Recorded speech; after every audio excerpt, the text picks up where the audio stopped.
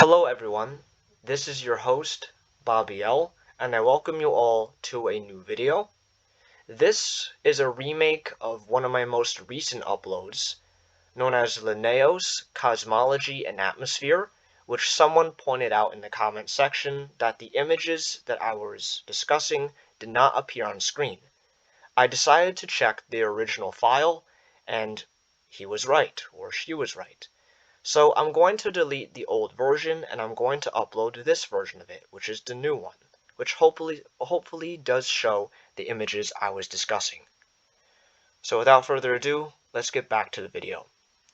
So for those of you who have been watching my videos for some time, you guys are probably familiar with this map on screen.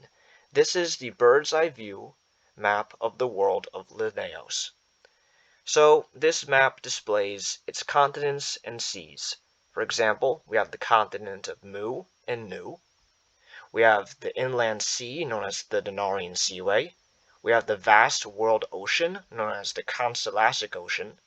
And we have the mountainous region of Gavatha, the very edge of the world, which contains the mountain ranges of the Telosian Mountains and the Phoenician Mountains. But there's things that this map does not show you. This is only from a bird's eye view. It only shows the surface of Lineaos, not what is below and not what is above. So today we're going to have a different map be displayed, a cross-sectional map, basically if I were to cut Lineaos in half. And I'm going to tell you this, guys, right now, a little disclaimer. Things are going to get a little complicated and confusing, and far stranger. But I assure you guys, I am your guide, and I am here to help you guys understand. But just to let you know, things are going to get weirder from here. Because this map I'm about to show you shows Lineaos in a new light, one that you've never imagined before. So without further ado, let's look at the cross-sectional map of Lineaos. So on screen right now is that said map. And as you can tell, there is a lot going on, and that's a good thing. You know, this map seems to be very complex. But like I said, I'll help you understand it.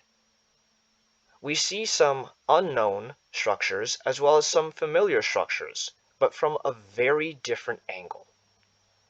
For example, we have the continents of Nu and Mu, we have the Denarian Seaway, and we have the vast world ocean here, which is the Cosmologic Ocean, and we have the very edges of the world itself, the Gavathian mountain ranges of the Telosian and Phoenician mountains. But we also have, as you can tell, a seafloor. We have curved stone walls, which support Gavatha, and rocky pillars, which support the continents. And we also have what seems to be 4 layers of the atmosphere, which encase the skies and the surface of Lineaos. So this map overall shows it's the atmospheric layers of Lineaos as well as the overall cosmological structure of Lineaos. And if you look at Lineaos from this perspective, you can tell that combining the skies with the surface and the seafloor below, that the world of Lineaos is round. Now, like I said in previous videos, the surface of Lineaos is flat like a pizza. It's not round like the surface of the Earth, as you can see on this familiar map. And one can also see that the surface is flat from this map, as you can tell. You see, it isn't round.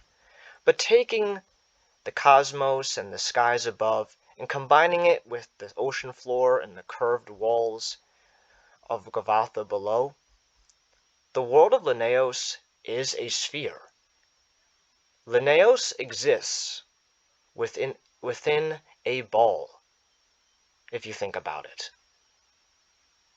So yes, my friends, in a very technical sense, Lineaos is a sphere. But let's examine the surface in much more broader detail. So as you can tell, the continents of Mu and Nu are suspended above the vast world ocean by stony pillars, which rise up from the ocean floor. And the mountains of Gavatha are supported up above the vast sea by a large stony wall, known as the Gavathian Wall. And these walls curve, and it is due to these walls that the ocean of the Constellasic and everything else stays in place and stays afloat. And this gives another profound revelation about the world of Lineaos, that the surface itself exists within a large stone basin or a stone bowl. And you guys can pretty much see that right here. It does look like a bowl.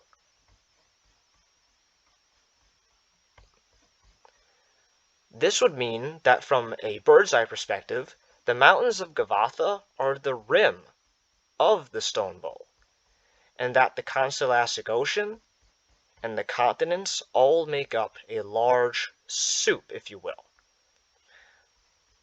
Basically, the world ocean would be the soup's broth, and the continents and the islands dotted throughout are the solid components of the soup. Basically, what would be your noodles, your vegetables, and your meats. So guys, by this revelation, one can say that the world of Lineaos exists within a bowl. But combine both this revelation of a bowl with the idea that Lineaos itself is also in a sphere, one can say that Lineaos exists within a bowl within a ball. Imagine that, guys. A bowl within a ball. Wow. This world has just gotten more complicated, has it? So moving on from the surface, we're now going to explore the various levels of the atmosphere that make up the Linnean skies. As one can tell, there are 4 layers to the atmosphere. So, making our ascent upward, we enter the first layer of the atmosphere, and the largest layer, which is known as Cheilousia. It is also known as the firmament, or the inner cosmos. The skies of Cheilousia are similar to the skies here on Earth, I believe the troposphere. Basically, this is where all your weather phenomenon occurs, like your rain, your snow, your sunlight, your clouds. And this is basically similar to Earth's sky, and it's also breathable. And Cheilousia is the only level of the atmosphere that is visible from the surface of the continents. The other 3 are not visible to the naked eye. But one thing that differentiates Cheilousia from Earth's troposphere is it is known as the inner cosmos, because scattered throughout the upper levels of Cheilousia are a variety of colorful celestial objects. These are celestial spheres, which make up somewhat of a mini solar system orbiting the skies of Cheilousia. They come in a variety of colors and sizes, and they orbit around, akin to our very own solar system. They're basically like suns, moons, and planets in miniature. And these celestial bodies are what light up the surface below and the skies that they're in. One thing about Lineaos is that there is no differentiation between day and night. Lineaos is in a perpetual circle of daytime. It's always day. There is no night. Moving ever upward, we enter the second realm of the atmosphere known as caligos, or the vapor canopy. This very thin layer of the atmosphere is very moist and wet with water vapor. But caligos plays a very important role to its lower level, Cheilousia. It is because of caligos that Cheilousia's air is moist and is actually breathable. It is because of caligos that Cheilousia's air is not dry. It is because of it being so wet and full of water vapor that Cheilousia is able to be comforting and breathable and moist and cool. So caligos plays a very important role to the world of Lineaos and its atmosphere. Moving ever upward, we enter the third layer of the atmosphere, known as Catagia, aka the storm canopy. And this is a layer that no one wants to be in. Basically, Catagia is a never-ending, perpetual system of storms, with winds roaring and blowing violently at very high speeds. Here, storms blow about. Rain and hail and sludge are splattered everywhere. It is an endless surge of wind and hail and storms. The storms here are so violent that they can tear any aircraft up in seconds or minutes. To draw an analogy to show how deadly these storms are, imagine the storms of Jupiter. That shows how dangerous they are. They are nothing like any storms here on Earth. No hurricane, tornado, or typhoon can match up to the storms of Catagia. The best thing to draw comparison, like I said, are the storms of the gas giants, like that of Jupiter. This is no place you would want to fly in. But leaving this deadly, angry realm of storms and clouds, we enter the last and final realm of the atmosphere, the most outer layer.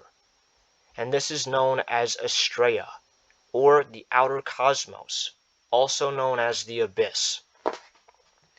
The reason it gets the name the abyss is because this is a land of shadows. It is basically a land of darkness, a land of shades. It is bleak, lonely, and dark. But as the saying goes, where there's darkness, there is bound to be light. And in a very literal sense, floating within the shady darkness are many glowing orbs. Orbs akin to those found in Cheilousia.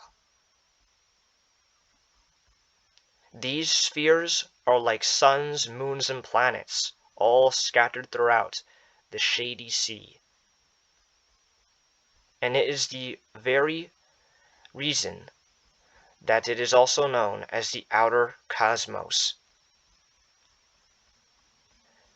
This, by definition, would mean that Astrea can be the Linnean version of space. Basically, this is their version of space in a way. And if that's the case, some of the inhabitants of Lineaos consider Astrea to be separate from the Linnean cosmology of its atmosphere. Basically, that would mean that Catagia is the final frontier of the atmosphere, the very edge of the world. When you go beyond and enter Astrea, you are in space. But it is generally agreed upon that Astrea is part of the atmosphere of Lineaos. It is part of its cosmology, but not the air. But like I said, it's generally agreed that Astrea is part of the atmosphere. So technically, there are still 4 layers. But there you have it, my friends. The cosmological structure of Lineaos, shown in a cross-sectional map. As you can tell, Lineaos is far more complicated than what has been shown on the previous map. What was once a flat disk is now a large stone bowl existing within a large ball. So guys, what do you think of Lineaos now? Let me know in the comments below what you thought of this. I hope you all enjoyed this video and you learned something new. Please like, comment, and subscribe for more content, and please visit my website in the description below. Like I said, I hope you all enjoyed this video. Lineaos is getting far more interesting and complex, and that's exciting. See you in the next video. Stay tuned for more exploration of this strange and bizarre world. Bye guys.